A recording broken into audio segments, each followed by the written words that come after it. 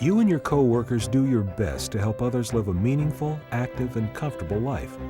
It's a rewarding job. But as you go about providing care and services, safety and accident prevention must be given a high priority. Among the potential risks in your facility is exposure to blood-borne pathogens, and it's up to you and your facility to do what's possible to reduce your risk of exposure to blood-borne pathogens. But what are blood-borne pathogens?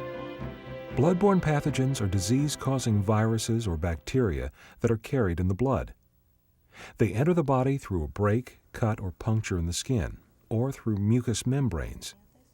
Every time you come into contact with body fluids, you risk transferring a pathogen into your body. Your personal lifestyle choices, including specific sexual behaviors and intravenous drug use, present the most serious threat for blood-borne pathogen exposure, just as with the general population. But as a healthcare worker, you face additional risks in the workplace.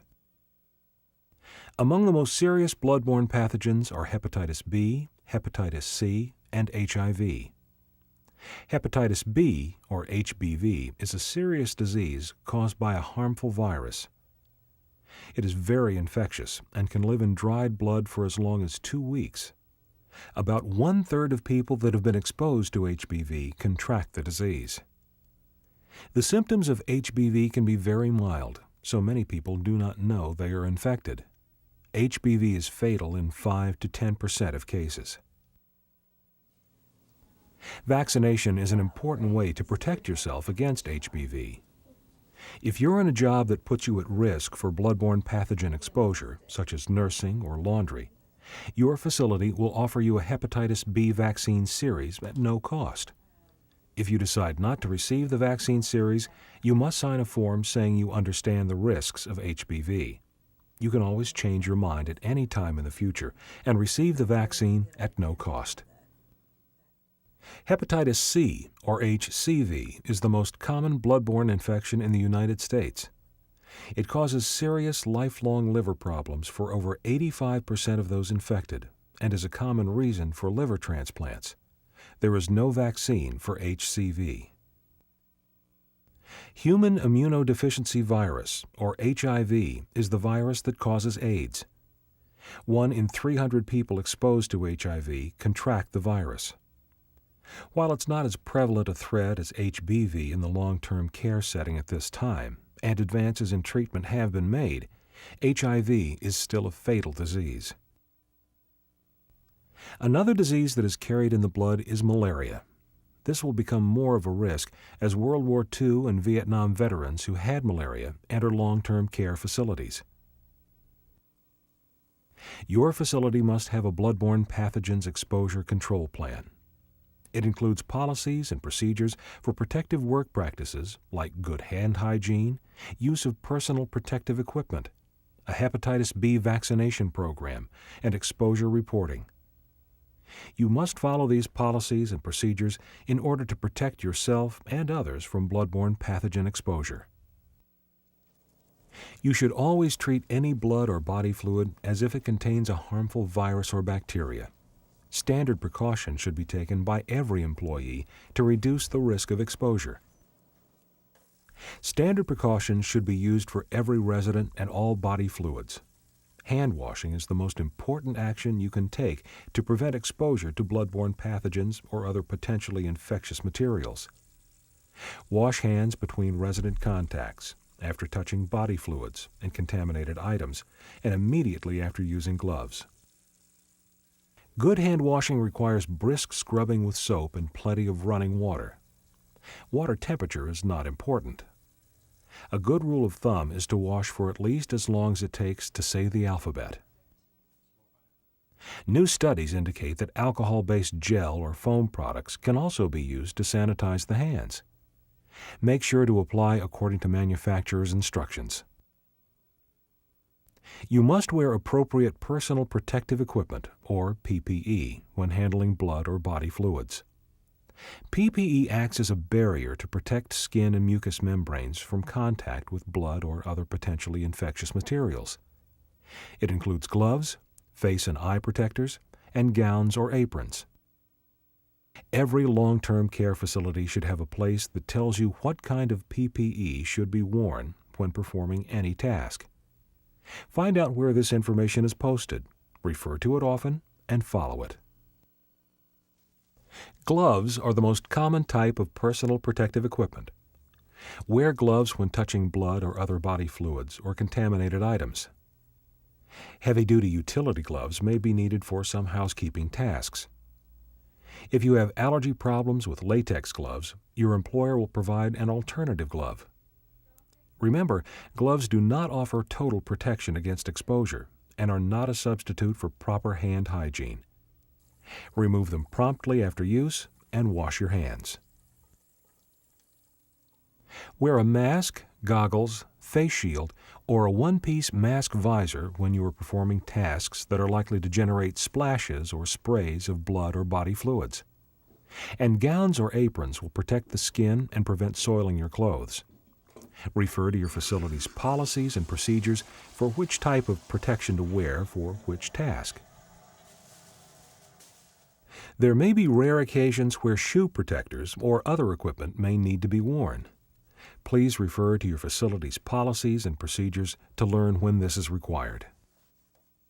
Handle items that are contaminated with blood or body fluids in a way that prevents skin or mucous membrane exposure or from contaminating other surfaces or people.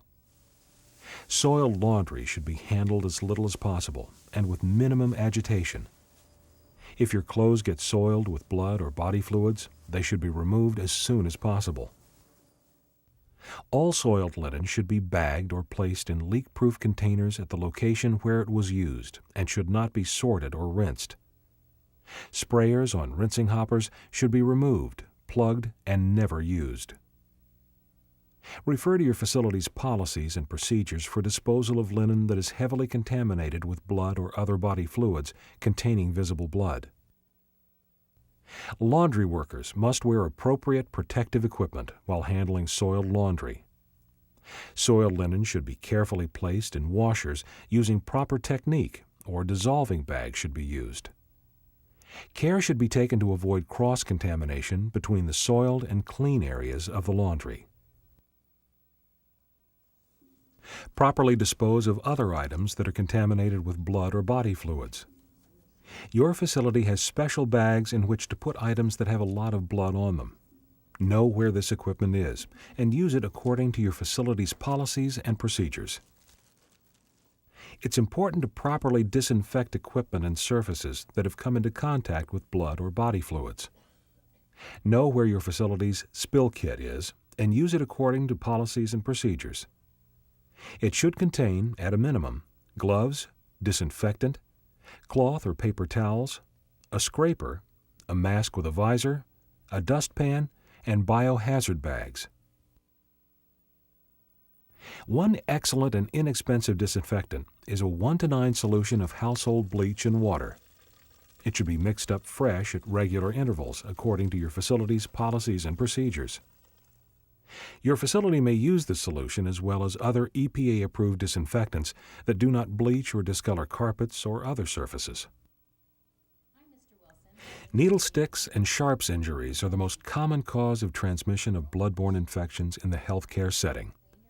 An estimated 800,000 needle sticks occur each year in the U.S. Nurses suffer the majority of these injuries, and over 80% of these injuries are potentially preventable.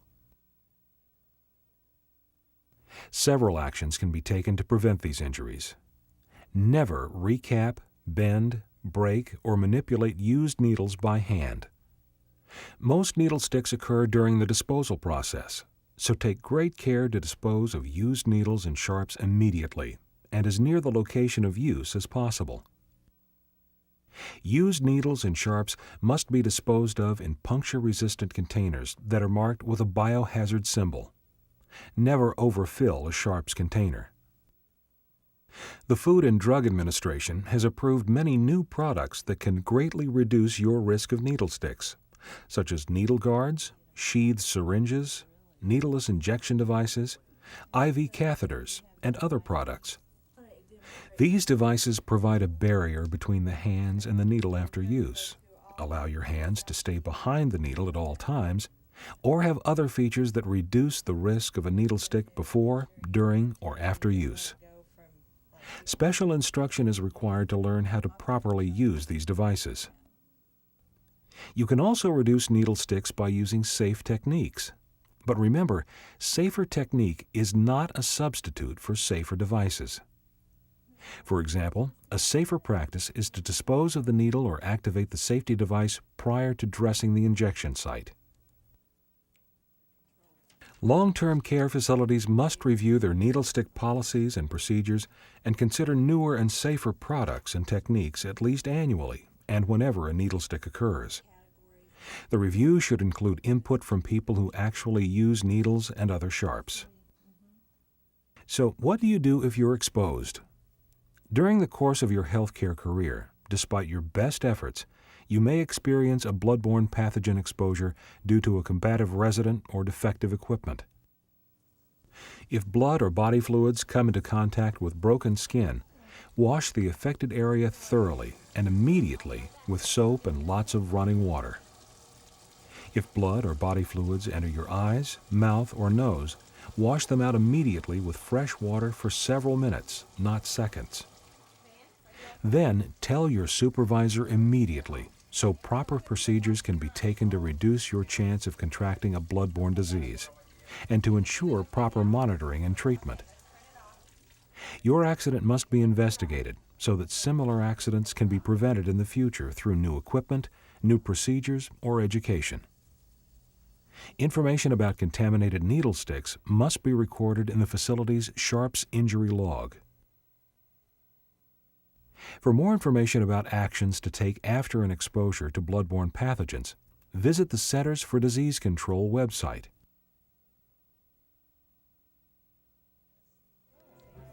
When it comes to blood-borne pathogen exposure prevention, you must stay informed, ask questions, and offer suggestions to improve safety. While the basic principles remain the same, new techniques and products are being developed over time. Make sure to attend your facility's in-services on blood-borne pathogens and infection control, so you can remain healthy to do what you do best, care for your residents.